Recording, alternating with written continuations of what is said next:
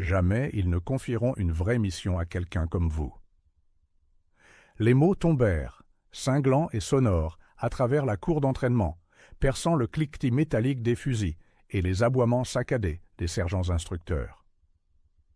Les jeunes hommes à proximité rirent, certains dissimulant leurs sourires en coin, d'autres assez audacieux pour la dévisager.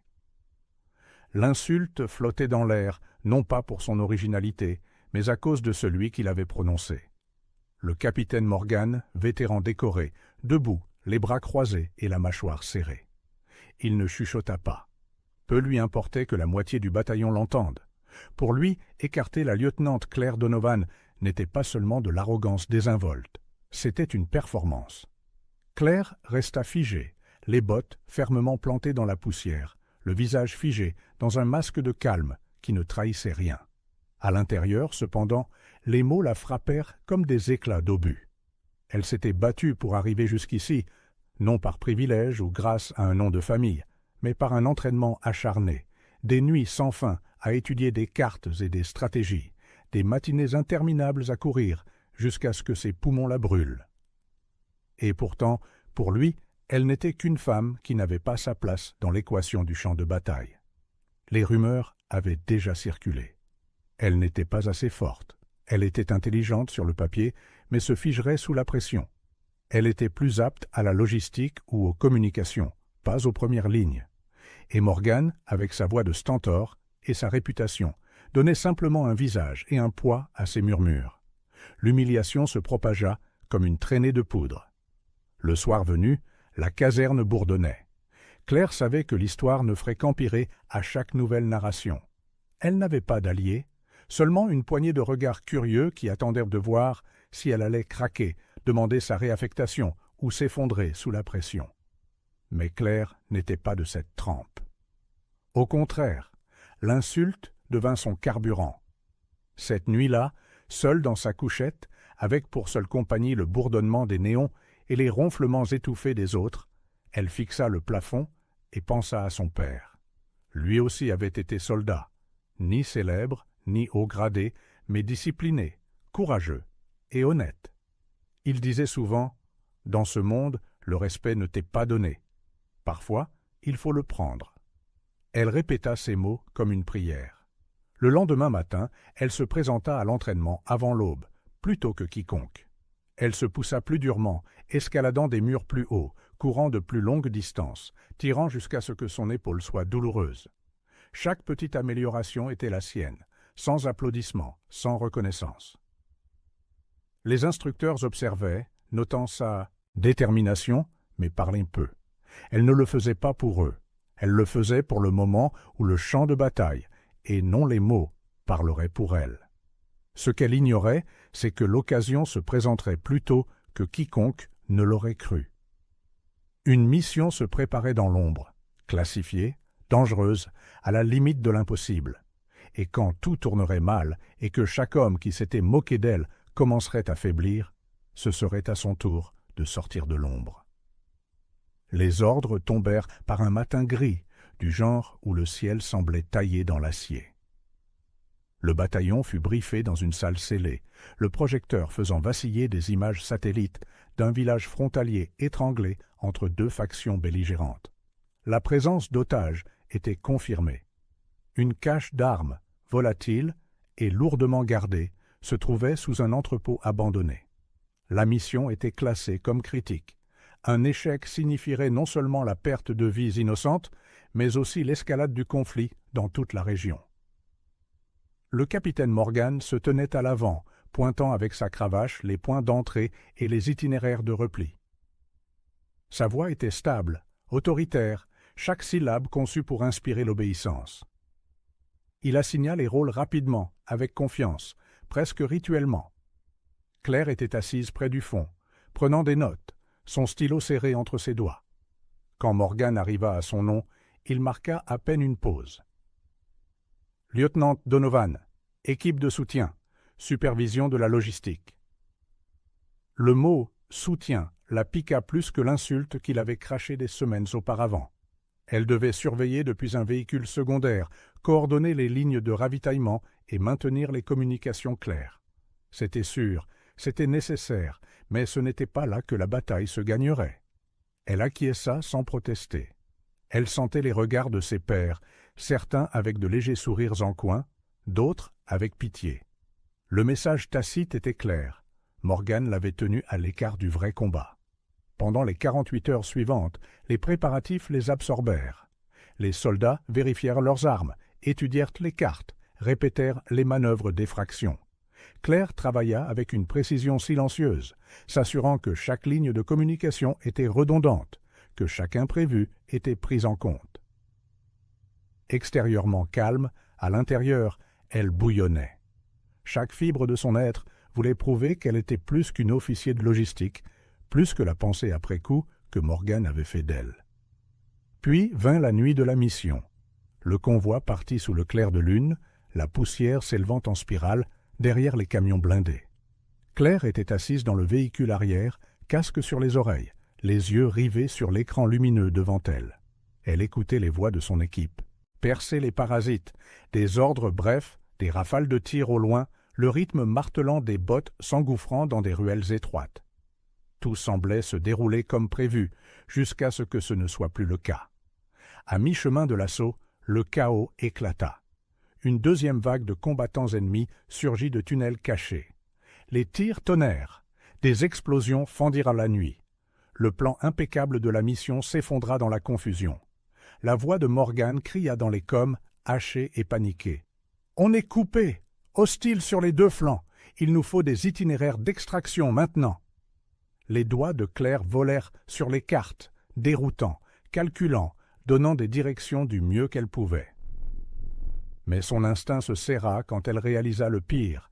L'équipe de secours était retardée, le soutien aérien cloué au sol par la météo et l'unité principale était piégée dans le village avec des munitions qui s'amenuisaient.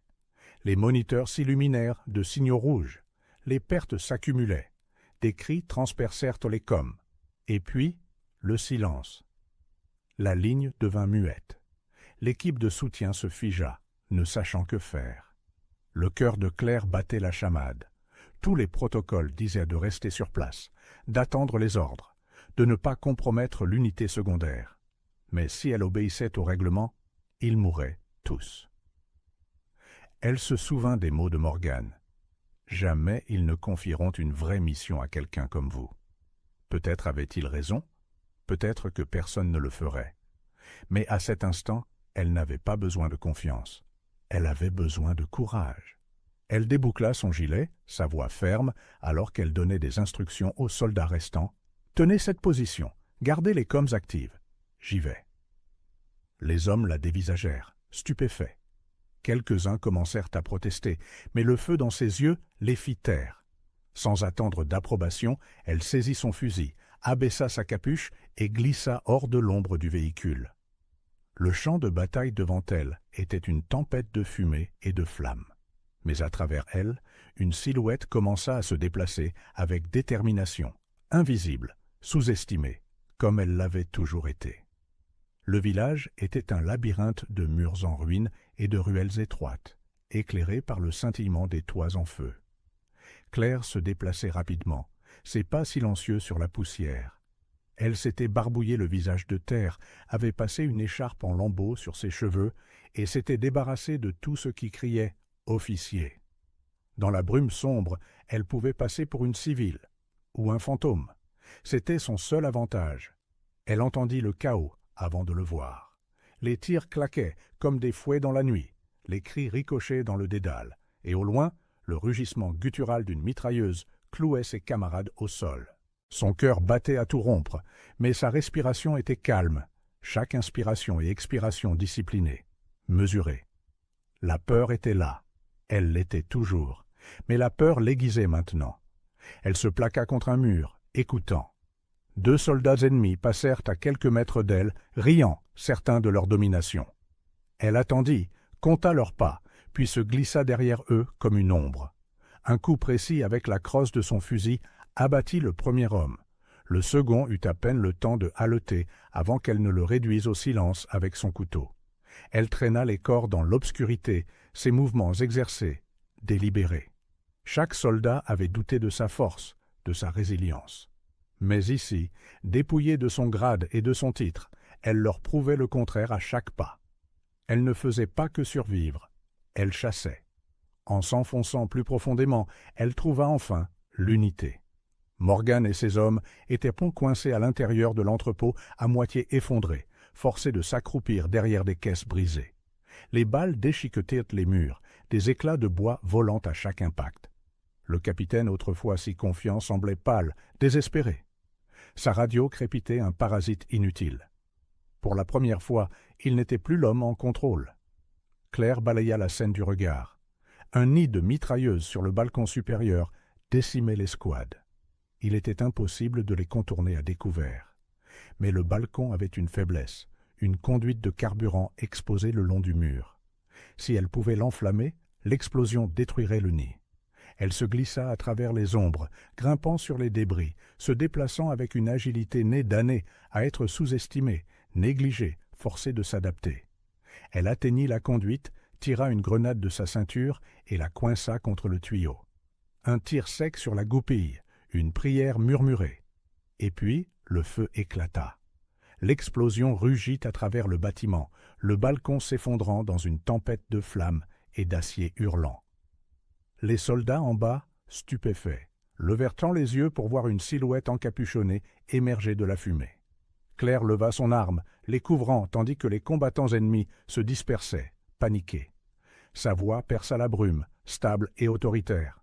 « Bougez maintenant! Flanc gauche! Je vous couvre !»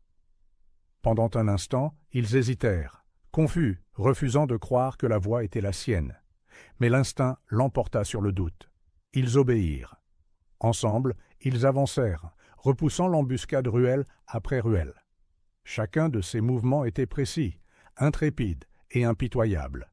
Elle n'était plus la lieutenante sur le papier. Elle était la force qui renversait le cours de la bataille.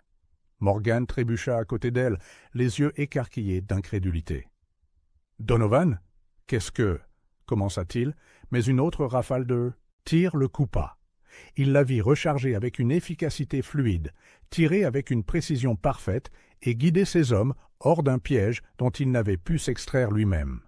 Son orgueil voulait résister, mais la survie ne lui laissa pas le choix. Il suivit son exemple. Lorsque les renforts arrivèrent enfin, l'ennemi avait été repoussé, leur emprise sur le village brisé. Les otages survivants pleuraient en étant sortis des ruines. Et pendant tout ce temps, Claire resta dans l'ombre, son écharpe couvrant toujours son visage. Pour beaucoup, elle était une sauveuse anonyme, un soldat fantôme apparu lorsque tout espoir était perdu. Mais les hommes qui avaient combattu à ses côtés connaissaient la vérité. Ils avaient vu le feu dans ses yeux, le calme dans son chaos. Et bien que Morgan ne dit rien, la façon dont il la regardait avait changé. Pour la première fois, il n'y avait aucune arrogance dans son regard, seulement le poids du respect qu'il n'avait jamais eu l'intention d'accorder. Pourtant, Claire n'en avait pas fini. La mission avait été sauvée, mais un défi plus profond l'attendait encore. Une seule victoire n'effaçait pas des années de doute. Une nuit dans l'ombre ne ferait pas taire les murmures. Elle devrait se tenir à découvert, sous la dure lumière du jugement, et prouver sans l'ombre d'un doute qu'elle avait sa place. L'aube se leva sur le village, avec une fine lumière dorée qui transformait la fumée en rubans de feu flottants. Le champ de bataille était calme maintenant. Seul le gémissement occasionnel d'un mur qui s'effondre brisait le silence. Les survivants se rassemblèrent sur la place, les blessés soignés, le matériel récupéré et les otages réconfortés. Les soldats parlaient à voix basse, leur voix portant à la fois le soulagement et l'épuisement. Claire se tenait à l'écart, son écharpe cachant toujours une partie de son visage, le fusil en bandoulière. Elle n'avait aucune envie de se prélasser dans le triomphe. Pour elle, la mission n'était pas une victoire, c'était la survie. Pourtant, elle ne pouvait ignorer la façon dont les hommes la regardaient maintenant. Plus de moquerie, plus de dédain. Il y avait quelque chose de brut dans leurs yeux, de l'admiration, de la gratitude, de l'incrédulité. Le capitaine Morgan s'approcha, boitant légèrement, son bras bandé à cause d'un éclat d'obus. Son visage était indéchiffrable. Il s'arrêta à quelques mètres d'elle, les yeux plissés. Pendant un long moment, Aucun ne parla. L'air entre eux était lourd de vérités non dites. Finalement, il rompit le silence. « Vous avez désobéi aux ordres. » Sa voix était basse, rauque, mais elle manquait du venin qu'elle portait autrefois. Claire soutint son regard sans ciller. « Et si je ne l'avais pas fait, vous seriez en train de compter vos hommes dans des sacs mortuaires. » Les mots tombèrent comme un coup de poing. Autour d'eux, les soldats jetèrent des regards nerveux, sentant la tension. La mâchoire de Morgan se contracta comme s'il mâchait l'amertume de la vérité. Il voulait la réprimander, reprendre le contrôle, mais il ne le pouvait pas. Pas quand chaque homme ici savait qu'elle les avait sauvés. Il se pencha plus près, sa voix sèche mais basse. « Ça ne fait pas de vous une héroïne. Ne pensez pas qu'un coup de tête efface le fait que vous n'êtes pas prête pour le commandement. » Les lèvres de Claire esquissèrent la plus légère trace d'un sourire. Non pas d'amusement, mais de résolution. « Je n'ai pas besoin de vous convaincre, capitaine. Le terrain parle de lui-même. » Les yeux de Morgan vacillèrent, une ombre de doute s'insinuant là où l'arrogance régnait autrefois. Il se détourna, mais la morsure de son orgueil persistait comme de la fumée. De retour à la base, le débriefing fut brutal. Le haut commandement salua le succès de la mission, mais exigea des explications pour le chaos. Des rapports furent mal rédigés, des questions posées, des divergences disséquées. Morgan s'en tint au protocole, présentant la mission comme n'ayant pu être sauvée que par une adaptation collective. Il évita de mentionner le nom de Claire, mais les hommes, eux, le firent. Leur récit la dépeignait comme la force essentielle, celle qui avait transformé un massacre en survie. Les murmures se répandirent dans le camp. Certains la qualifiaient d'imprudente, d'autres d'intrépide. Pour beaucoup, elle était la lieutenant fantôme, la soldate sortie de l'ombre quand l'espoir avait disparu. Claire garda son sang-froid, ne se vantant jamais, ne cherchant jamais la validation. Pourtant, à l'intérieur, elle luttait contre une tempête d'émotions. Elle avait fait ses preuves sur le champ de bataille. Oui, mais le prix du respect était élevé, et il était fragile. Une erreur, un faux pas, et les vieilles rumeurs reviendraient. Un soir, alors qu'elle nettoyait son fusil sous la faible lueur d'une lanterne, le sergent Harris, l'un des hommes les plus fidèles de Morgan, s'approcha d'elle. Il avait été parmi les plus sceptiques auparavant, prompt à faire des blagues à ses dépens. Maintenant, sa voix était inhabituellement douce. « Vous savez, dit-il en se grattant la nuque, je pensais que vous alliez craquer là-bas. En vérité, j'en étais sûr, mais... » Il s'interrompit, ravalant sa fierté. « Vous ne l'avez pas fait. Vous nous avez sauvés.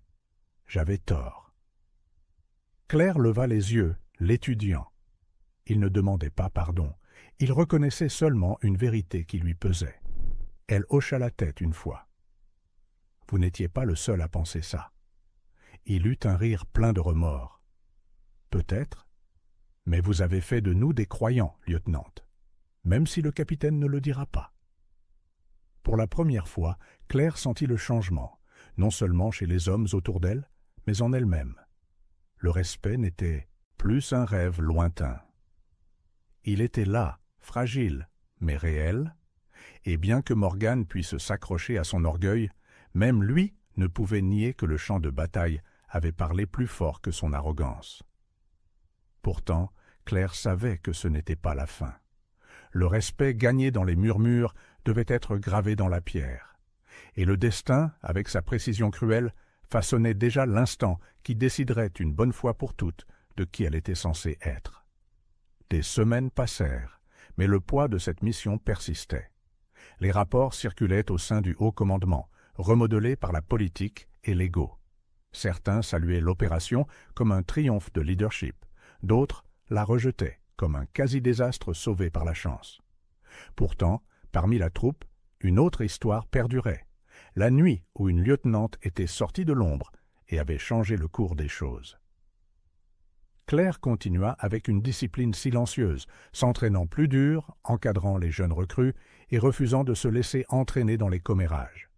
Mais sous son calme, elle attendait. Le prochain test, celui qui effacerait le doute une fois pour toutes.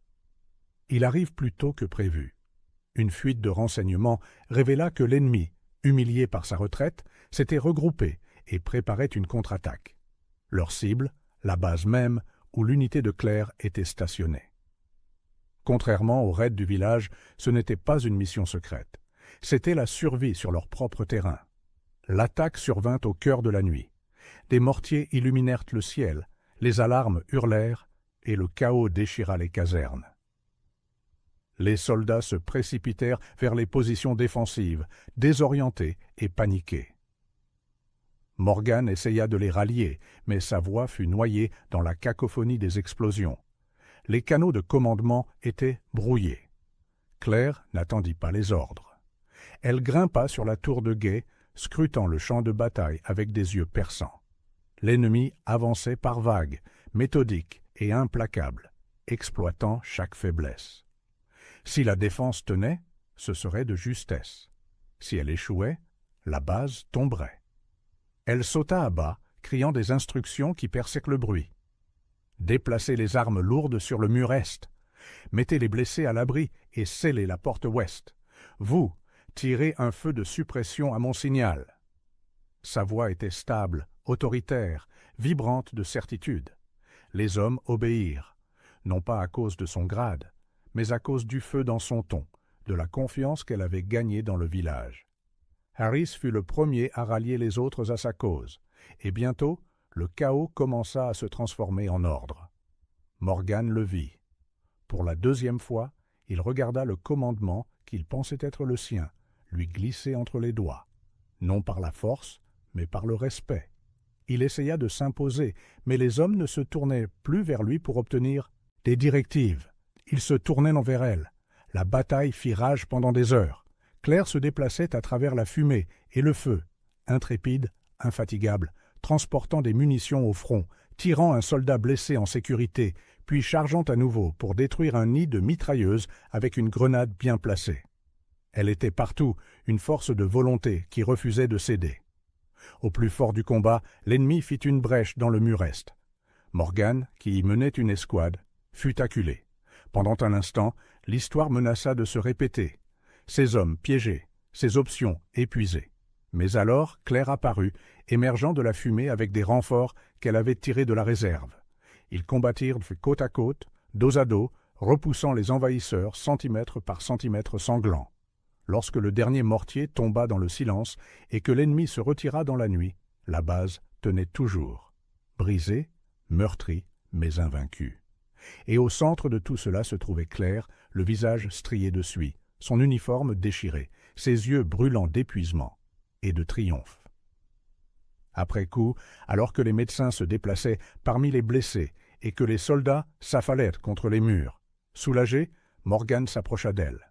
Cette fois, il n'y avait plus d'amertume, plus d'arrogance. Sa voix était basse, lourde d'un respect qu'il avait combattu trop longtemps. « Vous aviez raison, dit-il simplement. Le terrain parle de lui-même. Et il a parlé assez fort pour que même moi, je ne puisse l'ignorer. » Claire l'étudia un long moment. Il n'y avait pas de satisfaction dans sa reddition, seulement de la justice. Elle hocha la tête une fois, puis se retourna vers ses hommes. Car maintenant, ils étaient vraiment les siens, non par le grade, mais par choix. Dans les semaines qui suivirent, l'histoire se propagea au-delà de la base, au-delà du bataillon. Les soldats qui avaient autrefois murmuré des doutes prononçaient maintenant son nom avec fierté. Elle devint plus qu'un officier, elle devint un symbole. Ils pensèrent la mission perdue, jusqu'à ce qu'une femme déguisée sorte de l'ombre. Et quand elle le fit, elle n'a pas seulement sauvé la situation, elle a changé la mesure même du respect. Merci d'avoir regardé. Si vous aimez cette vidéo, vous pouvez vous abonner pour voir d'autres histoires incroyables comme celle-ci.